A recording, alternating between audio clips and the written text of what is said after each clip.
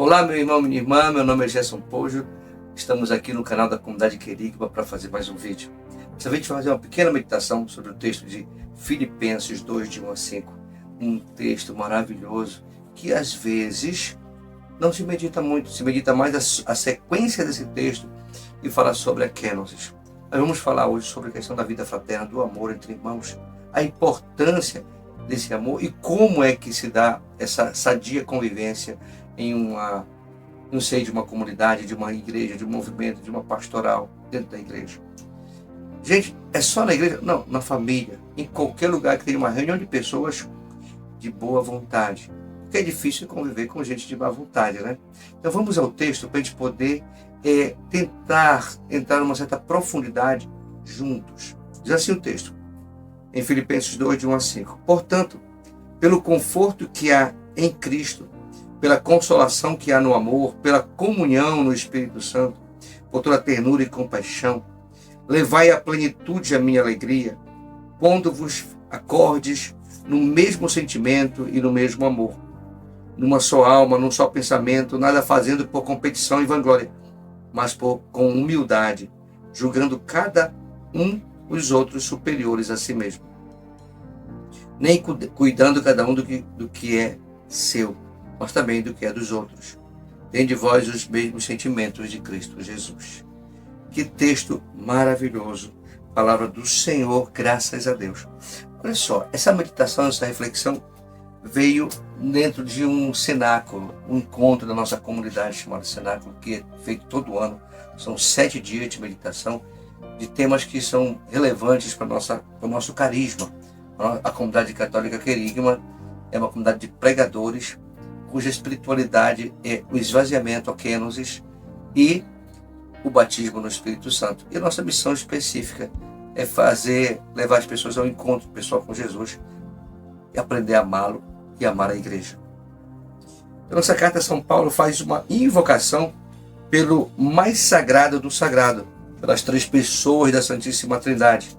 Invoca cada uma das pessoas e a própria natureza da comunhão trinitária, que em grego nós chamamos de koinonia, essa comunhão da Santíssima Trindade. Por isso, o apelo por invocar a Santíssima Trindade, esse grande apelo por invocar a Santíssima Trindade. Aqui o apóstolo não está usando uma expressão meramente coloquial. Ele está com o amor invocando a autoridade de Deus. É com amor. Ele está invocando a autoridade de Deus, o poder de Deus. Em outras palavras, ele está dizendo: ninguém pode se excusar dessa orientação, pois é pelo poder do Senhor que estou exortando. É uma exortação carregada de autoridade. E repare, é profundamente amorosa. Aqui a gente pode até dar uma pausa para dizer: está vendo como autoridade e amor não se separam? Na verdade, estão unidas. Só é autoridade verdadeira quando se ama. Levai à plenitude a minha alegria, ou seja, cumpram essa exortação, pondo-vos de acordo com o mesmo sentimento, no mesmo amor, numa só alma, num só pensamento. Deus, através de São Paulo, nos convida a entrar em acordo no mesmo sentimento, quer dizer, amar a mesma vontade de Deus para todos. Deus tem uma vontade para todos.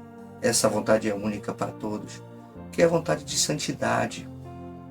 Como comunidade Querigma, como nós, como você também, conhecer juntos quem somos como célula do corpo místico de Cristo.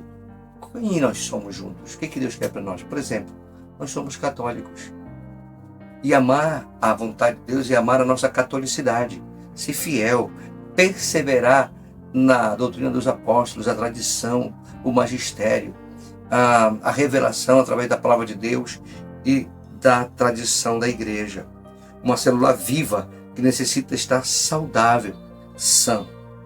Entrar em acordo é um morrer para si em função do outro. Porque se você não morre para você, você não tem acordo com ninguém. Se eu não morro para mim, eu não entro em acordo com meu bispo, com meu pároco, com as autoridades da igreja, com os meus irmãos. Quem não morre não consegue gerar vida, né, de uma relação de comunidade, uma vida fraterna. Então, entrar em acordo é morrer para si mesmo em função do outro, para que o outro viva. Mas isso só se dá se as partes quiserem a mesma coisa, ou seja, fazer a vontade de Deus em nossa igreja, como comunidade, com o ser transformado ou em transformação pela essencialidade de nossa vocação católica, nossa vocação à santidade. A igreja é una, santa, católica e apostólica.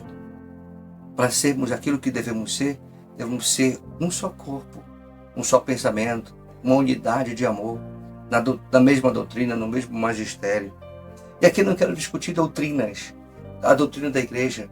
Ainda, um dia a gente vai falar sobre isso, sobre doutrina, sobre catecismo, sobre o magistério e a tradição da igreja, mas é importante a gente entender que conhecer a nossa fé não é só uma teoria, é conhecer para viver, para submeter-se a ela, submetendo-se a Deus nela.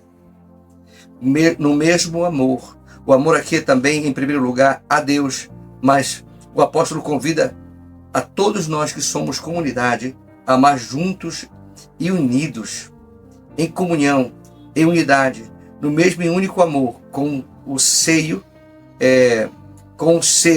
da nossa vocação, que é ser católico, ou seja, como homens e mulheres de Deus, que são chamados a evangelizar o mundo, que têm como centro a Eucaristia, que comungam o Cristo em comunhão, reconciliados, depois de confessado, arrependidos, convertidos, porque a gente comunga a Cristo em comunhão, a gente não comunga a Ele para entrar em comunhão, a gente entra em comunhão para comungá-lo. Na força do Espírito Santo, que diz São Paulo, é com essa graça, com a força do Espírito Santo, que a gente vive a vocação católica. Gente, tem outras vocações, eu não quero comentar isso, mas pode dizer para vocês que ser católico é a vocação de participar da Igreja de Cristo, fundada por Ele. E estar em comunhão com Cristo, estar em comunhão com a doutrina e o magistério da Igreja. Porque é ela que é dele. Ela que representa Ele. Ela é o corpo místico de Jesus. Ele não falou assim, olha, eu tenho vários corpos. Não. É um corpo. Um só corpo. Não são vários corpos. Acolhendo amorosamente um ao outro, esvaziado de tudo que não é Deus. Nós vivemos em comunhão. Esvaziado de tudo que não é Deus, entramos em comunhão. Principalmente esvaziado de nós mesmos. Se esvazie. Bora nos esvaziar, eu quero. Gesto é fácil? Não. Tu queres? Eu quero. Primeira coisa que a gente tem que pensar se a gente quer. Porque esse é o fundamento para a gente mudar. O querer, a vontade. A nossa inteligência compreende, percepciona o conhecimento, absorve a verdade. E essa verdade convida a nossa vontade a amar. Agora, se a vontade disser não, todo conhecimento vai por água abaixo. Às vezes sabemos muito, mas vivemos pouco, porque amamos pouco. Numa só alma, diz São Paulo, ou seja, numa só santidade. O Senhor não quer alguns santos na igreja. Deus quer uma comunidade de santos, uma igreja toda santa. Ela é santa? É, mas nós que estamos na igreja militante, já estamos buscando a santidade. Eu, Gerson, já estou buscando a santidade. De verdade, eu quero ser santo. Como dizia São Tomás de Aquino, quando uma mulher perguntou para ele, Frei Tomás, como a gente faz para ser santa, para ser santo? A resposta de São Tomás de Aquino para essa mulher foi, uma senhora, querer. Por que a gente não muda de vida? Porque a gente não quer, porque a graça, Deus dá. Deus dá a graça, mas a gente não quer, a gente não muda. Mas Gerson, então, basta querer? Basta. Mas querer de verdade. Quer ver, a gente quer de mentirinha. A gente diz que quer, mas na verdade, no fundão, a gente não quer. Então a gente pede para Deus, em oração, para Deus fortalecer nossa vontade. Para que a nossa vontade cada vez mais queira o que Ele quer. Até que a nossa oração seja simplesmente, Senhor, quero fazer o que Tu queres. Faz em mim o que Tu queres fazer. Isso basta. Jesus fez isso no Getsemane, lembra disso. Não se faça a minha vontade, sim a tua. A alma existe para se unir a Deus no amor e na santidade. Para isso é preciso ser pacificada na noite escura dos sentidos e do espírito. Para a transformação mesma em Deus, sabe? Essa alma vai ser transformada em Deus, ser divinizada por participação. A vocação da alma é a divinização por participação em Deus. Como é isso? É quando a alma é toda divinizada. Não tem mais nada que não seja Deus nela, nenhum pecado, nenhuma impureza, purificada. E aí o Senhor toma como fogo que é lançado sobre a madeira. Depois de um tempo a madeira começa a ser purificada, começa a fumaçar, depois começa a pegar fogo, depois pega no centro da madeira esse fogo e não tem mais como apagar, porque a madeira se torna um fogo só, com aquela chama que a queimava. E a madeira não é mais outra coisa, senão fogo ardente. Assim devemos ser, no final da nossa caminhada espiritual, unidos no amor, uma única chama com Deus, com a chama do Espírito Santo, que é a chama viva de amor. Um só pensamento, um só e mesmo pensar, uma só consciência formada em Cristo Jesus. O que é só um pensamento? É pensar como Cristo. Como é que Cristo quer que eu pense? Como ele pensa? Como ele age? Qual o discernimento de Cristo para as coisas? Isso também está na igreja, está na Bíblia, está na palavra, está na tradição, no magistério, na história dos santos, na doutrina dos santos. São Tomás de Aquino, São João da Cruz, Santa Teresa d'Ávila, Santa Teresinha do Menino Jesus, Edith Stein, São Padre Pio de Petricina, que ele tem uma história de vida que o discernimento dele é a vida dele. A vida dele é um livro. Só é conhecer a história dele para saber o que é a vontade de Deus. Então a gente precisa fazer o que Cristo quer, pensar como Cristo. O Senhor nos exorta a renunciar a toda forma de pensar e raciocinar que saia do pensamento de Jesus. É Ele a inteligência e toda a razão do Pai. Daí que um só pensamento é o mesmo que uma só comunidade formada por um só pensamento, o de Cristo Jesus. Um só pensamento é o pensamento de Jesus. Os outros são vários pensamentos. Existem muitas filosofias, ideologias, muitas formas de pensar. Mas o que nos interessa, nós que somos discípulos de Jesus, é o pensamento dele. Por isso, a verdade precede o amor. E formar-nos nos faz propícios, nos torna propícios para a conversão do pensamento. Mudança de nossos atos de maliciosos para atos de caridade. Deus comunica seu amor, em seguida a sua verdade. Nada fazendo por competição e vanglória. Essa vanglória que São Paulo usa a palavra kenodoxia, e quer dizer esvaziamento da glória de Deus. Nós somos chamados a viver uma kenosis. Lá em frente, no mesmo capítulo, São Paulo vai dizer que Jesus se esvaziou. Kenosen, que é a palavra que ele usa, esvaziado. Jesus se esvazia de tudo. Mas aqui não pode se esvaziar a glória de Deus. O homem não pode fazer isso. Querer para si os aplausos, a glória, a honra que é devida ao Senhor. O outro, depois de Deus, é o nosso maior bem e a pessoa mais amável que deve existir para nós. Mais amável por ser ele um dom de Deus que foi colocado em nossas vidas para ser cuidado com a delicadeza do próprio Deus, que é eterno e forte. Competir com o irmão já é vanglória, pois Jesus vence o pecado e o demônio perdendo, como ensina a nossa baluarte Edith Stein, no seu lema de vida: perder para ganhar. Diz um pregador famoso que quando o demônio, Satanás, estava se divertindo vendo Jesus na cruz, se alegrando, como diz o mundo, curtindo, vendo Jesus crucificado, quando Jesus morre, quando o coração dele é transpassado, ele tem uma sensação estranha, parece que não está legal. Uma experiência de derrota. Parecia que ele tinha vencido. Jesus o vence perdendo. E a gente quer vencer como? A nossa vitória está em perder. Perder para Deus e perder para nossos irmãos. E sempre quer competir. Quem compete está já derrotado. Já perdeu a unidade com Cristo e com os irmãos. E com a igreja. Quem quiser ganhar, decide perder. Quem quiser ser o maior, que coloque-se a serviço de todos. Quem quiser ser o maior, se faça pequeno e até invisível. Tudo que nos faz pensar no outro como um problema e como algo que não merece o nosso amor é vão para Deus. Porque não adianta tentar esvaziar a glória de Deus. Ele não cede seu trono a ninguém. Pode tentar, mas quem está perdendo somos nós querendo ganhar. Ai, foi tão boa a minha pregação, todo mundo me aplaudiu. Ai, eu cantei uma música, fiz um louvor, ou então fiz um show, foi maravilhoso. Todo mundo disse que lindo. Mas se todo mundo tivesse dito glória a Deus, era melhor. Se todo mundo tivesse dito assim, eu experimentei Jesus, era melhor.